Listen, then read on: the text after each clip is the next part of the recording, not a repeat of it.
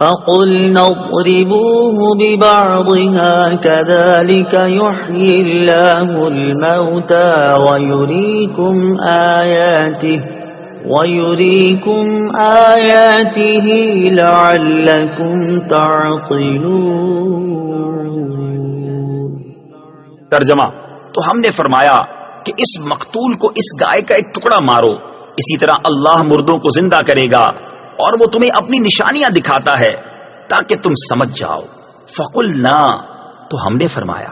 تفسیر صراط الجنان میں ہے، بنی اسرائیل نے گائے ذبح کر کے اس کے کسی عضو سے مردے کو مارا، وہ بحکم الہی زندہ ہو گیا، اس کے حلق سے خون کا فوارہ جاری تھا۔ اس نے اپنے چچا زاد بھائی کے بارے میں بتایا کہ اس نے مجھے قتل کیا، اب اس کو بھی اقرار کرنا پڑا، اور حضرت موسیٰ علیہ السلام نے اس پر قصاص کا حکم فرمایا۔